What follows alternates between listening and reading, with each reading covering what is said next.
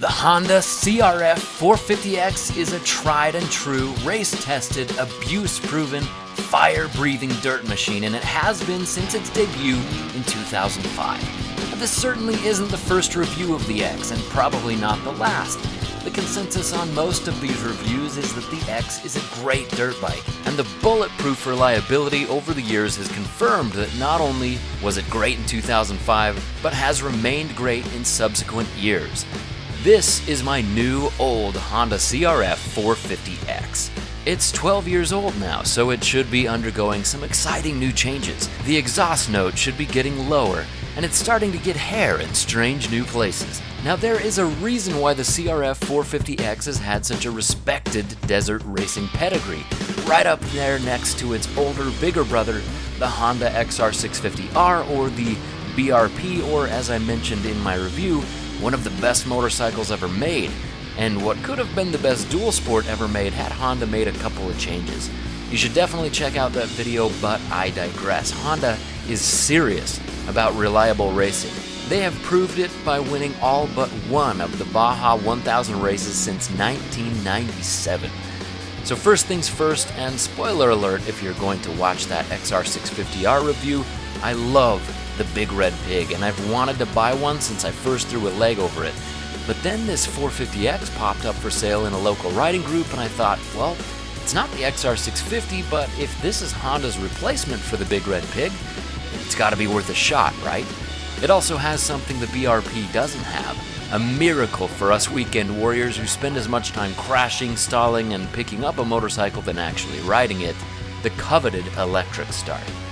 Yet it also sheds weight, 27 pounds from a dry 2005 XR to the dry 2005 CRF.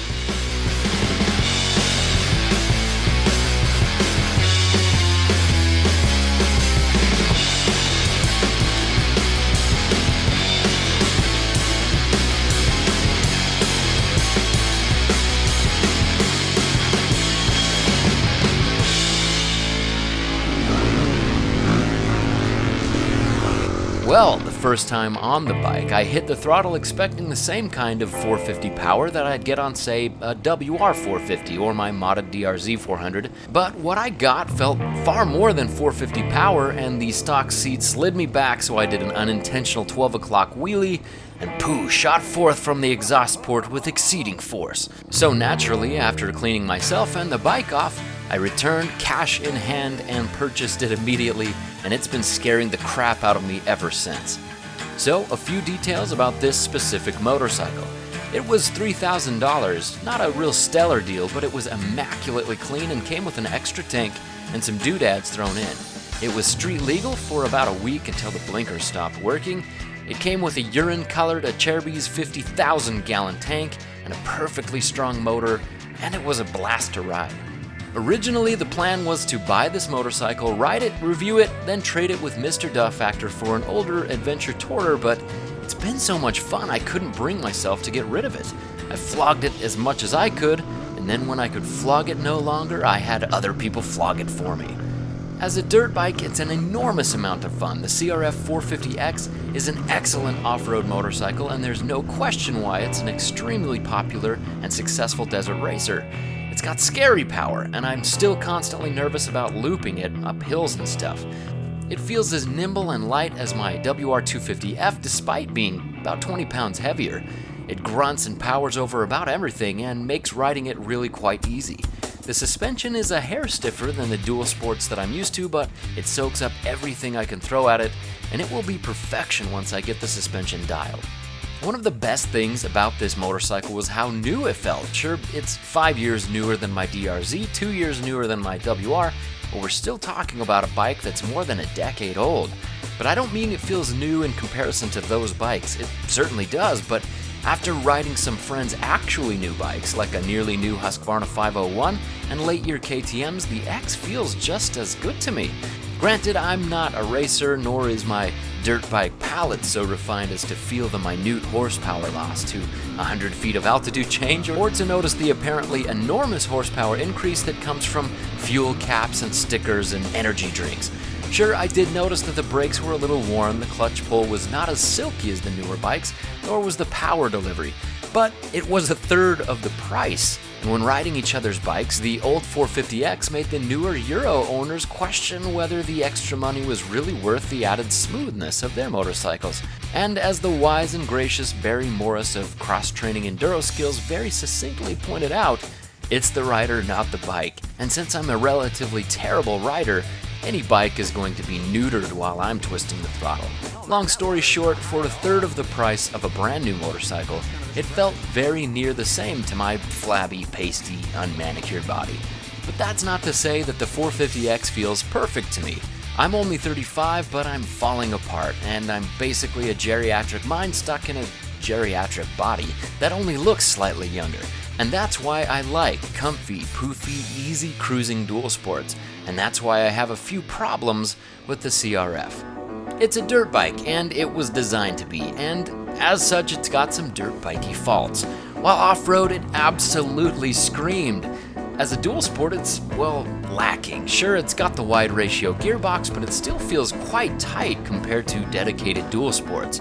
On-road it was functional, but became kind of miserable on the highway. The revs are going berserk, so it's loud, it's windy, uncomfortable, and just kind of felt sketchy. The dirt bikey maintenance interval is definitely not road trip friendly either. Oil and other filter changes are recommended every 600 miles or before, and there are 2 oil reservoirs. Piston rings are supposed to be replaced almost as often on Honda's recommendation, and those recommended service intervals are given in hours, not miles. Top ends go very quick on these bikes. It also lacks that familiar and lovable chug, which is weird for a bike with this much power. It produces plenty of grunt, cranking out 49.5 horsepower at 8,300 revs, and torque is a solid 33 foot-pounds at 7,500 RPM. Those numbers destroy dual sports like the DRZ400 and even KLR650, but when lugging the bike up a hill, this Honda felt like it lacked torque and wanted to stall, and it often did. It just doesn't have that legendary tractor factor common to the dual sports that we love. Its peak torque just seems to arrive too high in the revs, and weirdly when blasting down a hill, it also wanted to stall. This may not be a problem on all 450Xs, but it's definitely an issue on mine. Generally, it just feels touchy.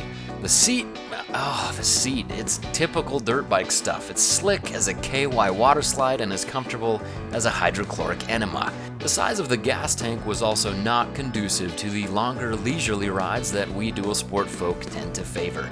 So as a race motorcycle, it's legendary. As a dirt bike, it's fantastic. As a dual sport, it's not. And I know what you're saying right now. If you're a dirt bike guy, you're saying, well, shut up and just ride your heavy, old, flaccid dual sport then. Where's my Red Bull? And if you're a dual sport guy, you're saying, why keep that finicky pile of high maintenance drama? And quiet down, I can't hear Matlock. Well, because I live in such a fantastic place for dirt bikes, I want to keep all of its dirt bikey goodness. But since I'm older and slower and too poor to buy a truck and pretty fragile, I enjoy longer highway rides with more comfort. I want the best of both worlds. I want to make this thing into a solid light adventure tourer without compromising its ridiculously good racing pedigree and off-road chops.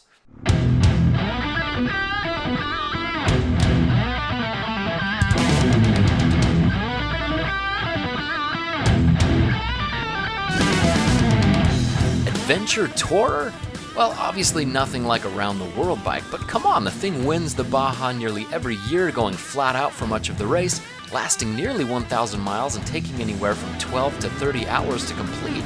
Surely it can handle a bit of spirited weekend riding, some technical goodness, and a bit of pavement with some camping gear strapped on the back, right? A BMW GSA this will never be, but perhaps a decent weekend warrior camping platform capable of a semi-comfortable 1,000 miler, I'd be ecstatic.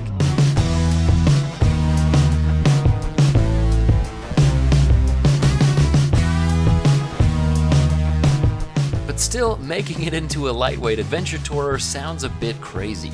I mean, with the maintenance schedule and the gearing, and let's be honest, those Baja races have teams of mechanics working to make sure every bit of the bike functions perfectly. And I have a lot more in common with Wilford Brimley, I'm Wilford Brimley, diabetes, than a Baja racer, and I'm a poor mechanic to boot. But owning the 450X for a while really convinced me that adventure touring on it may be possible. Oil changes have to be often, but they're ridiculously easy. The valves are titanium, which I'd rather have steel. So if they do fail, I'll replace them with steel valves, but in the meantime, I'll just keep the filter clean and see how long they last.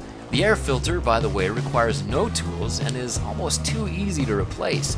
The other suggested maintenance, like piston rings and valve clearance, well, go ahead and hate me for it, but it's a Honda.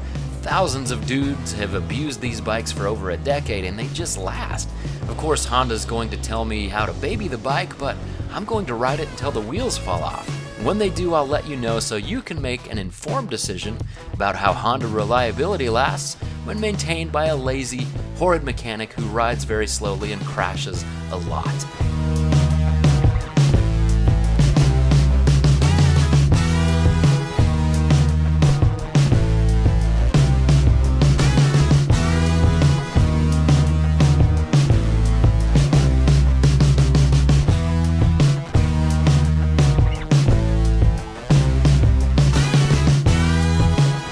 So we're going to take the CRF450X and try to make it into a budget-friendly, lightweight adventure motorcycle capable of not only dominating the trails as well as any dirt bike, but cruising on the highway in relative comfort and mechanical reliability.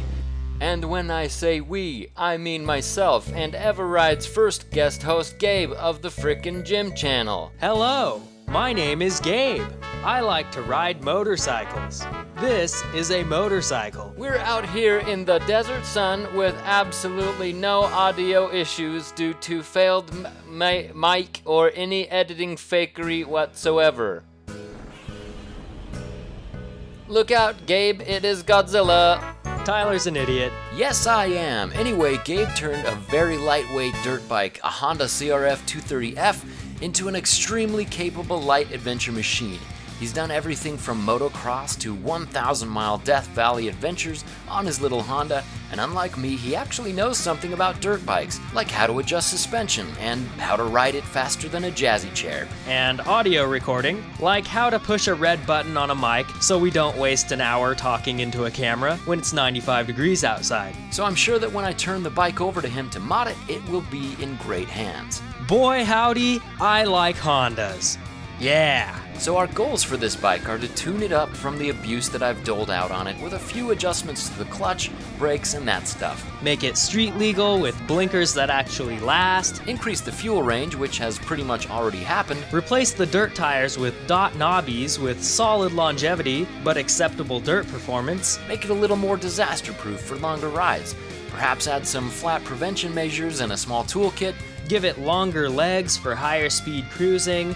Somehow give it a little better tractor factor, maybe with a heavier flywheel. Fashion a functional luggage solution. Make it vastly more comfortable in the grips, seat, wind, and noise department. And in true eveRide fashion, attach an obscenely bright headlight mod. And try to make it look a little different, perhaps even a little better, all on the cheap. Man, it's hot out here. Parts of me are sticking to other parts of me. You're a sick old man in a kind of old man's body. So make sure to subscribe for the Project X build. And if you're already subscribed, hit that bell icon to get notified of the uploads. Make sure to check out my review of the XR650R video to the right. And you'll also want to check out my channel for the mods I've done to my CRF230F. And make sure to click the card for the next episode of the build when it's ready. Thank you so much for watching, ladies and gentle tubers. Much love, eveRide out. Diabetes.